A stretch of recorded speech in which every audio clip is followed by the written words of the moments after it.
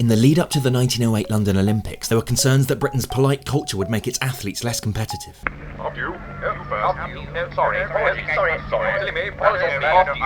Indeed, when the games started, Brits' manners affected their ability to win medals. The Polish athlete has collapsed here. Oh, and in goes Jones for the couple. That's good to see. Desperate, the Brits decided they had to cheat and would use Cockney rhyming slang to spread the word without detection.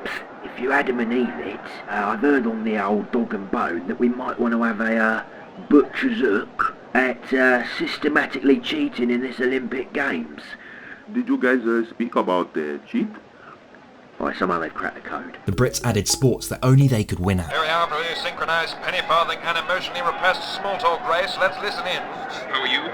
Oh, they've absolutely nailed that. And making it unclear what events athletes were actually competing in. Here he comes now, can he do it? Oh, that's a disaster for the German, a rookie error. One of the worst limbo performances we've seen this afternoon. As early as 2006, there were signs Tiger Woods was having affairs. Mommy number 1. Oh, that's so nice. You're right. Mommy is number 1. Where's mommy number 2 and 3? Oh. When dirty voicemails leaked to the press, Tiger claimed he'd just been using golf terms and was accused of bribing commentators to push his lie. Tiger using the hot piece of ass cream. Oh no, that's a lick this butter off my thighs if I ever saw one, Clive.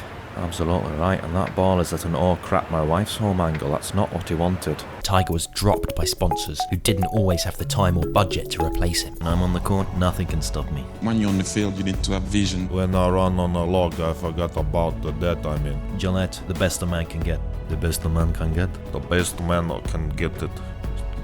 What? Tiger eventually said he'd learnt his lesson and understood exclusivity. I finally understand the importance of committing to one person, and that's why I've organized this exclusive interview with ESPN and ABC, Fox, CNN, NBC. Football was created for the British upper classes. Unfortunately, some riffraff did make their way into the stadium, apparent from their thuggish chanting.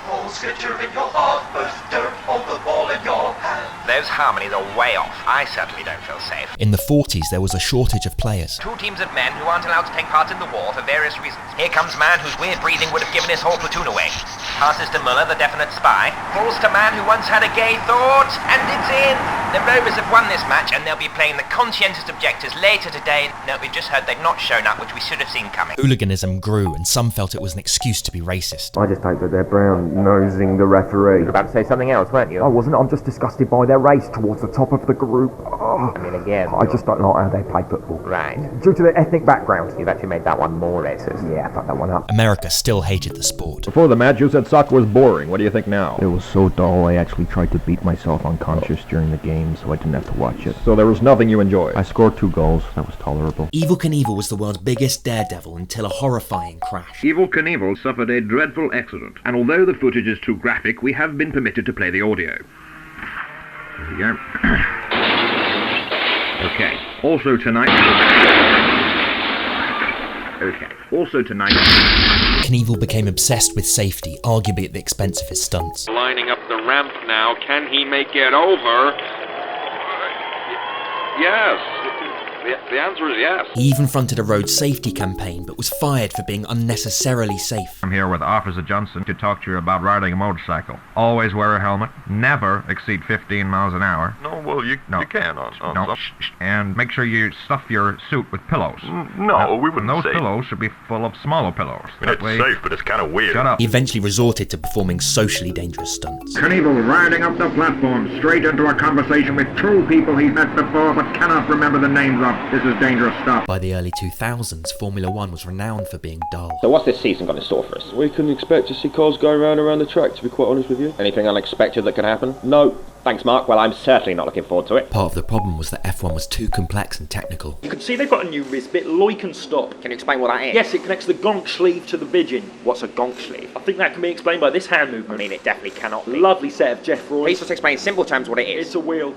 Thank you. Which stands for Wimbo Evenoid Abonent. The sport added scripted WWE-style trash talk to boost entertainment, but the drivers arguably couldn't pull it off. The race hasn't started, but the beef is already off the chain. Michael Schumacher, you're going down. You're going to have to change more than your tires. You're going to have to change your underwear. Look how angry of Mad Men. Eventually it doubled down on its sleep-inducing vibes. Welcome back to Formula One, you sleepy thing. Cars are still going round and round. Oh, look at that, someone's crashed. Looks like they've lost consciousness. and you find yourself losing consciousness. Sorry, that's a bit tasteless, he is dead. In the early 2000s, track and field's popularity suffered due to endless steroid scandals. Congratulations, Mickey, you won the race, but what about these allegations against you? You know, there's just no way I'm on drugs. I haven't missed a test since I was like 5. That's like 2.5 years now. But when Usain Bolt arrived, his talent and charisma meant he completely stole the show. I just try to have fun out there. Well, you certainly had fun. We had fun watching you. That was brilliant. Thank you so much. And Mikkel, what about you? Well, my mother is dying. Great. And back to Usain. His amazing speed meant some felt he didn't need to work hard, which he strenuously denied. You're saying you must be training really hard right now. Yes, sir, I'm at the training camp now. How do you stay so humble? Fail to prepare, you're prepared to fail.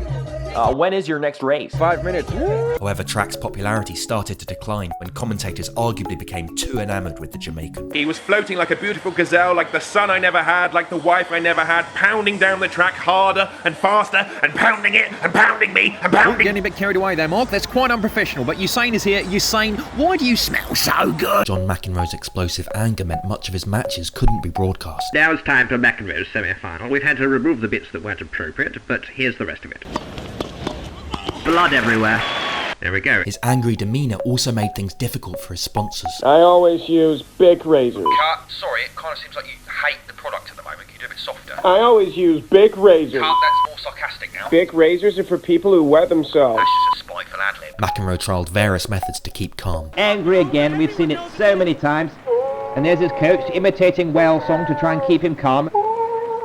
The physio also getting involved. Hey, that's a beluga. I asked for a bottlenose. Are you kidding? Oh no, they've got the wrong genus. He eventually got therapy, but it was arguably too effective. It's just outside the line. Do you not feel that lines divide us up? Are we not just one shared consciousness? Your opponent made a fault. I don't actually like the word fault. I prefer the word opportunity. Okay, your opponent made an opportunity. Thank you. You're perfect. On his 4th emotional monologue there, let's hope nothing else sets him off. 15 love. What is love? Fuck's sake. In the early 1900s, boxing was a gentleman's game, meaning the brutality had to be counteracted by gestures of kindness. Yes, there's the customary hug to say sorry. In pre-match weigh-ins, boxers were expected to compliment their opponent. You are truly beautiful, and although I am about to hit you repeatedly, if the rules allowed me to hit you with something softer like candy floss or a small rabbit, then I would take that opportunity. But in 1930, a boxer called Joe West took a different approach and gave what is now considered the very first example of trash talking. You are certainly good at boxing, sir, but I think perhaps, in some regards, I am better at boxing.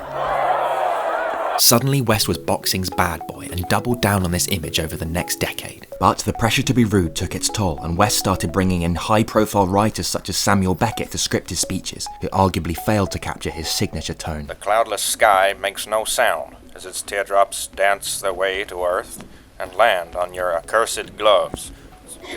You big pussy.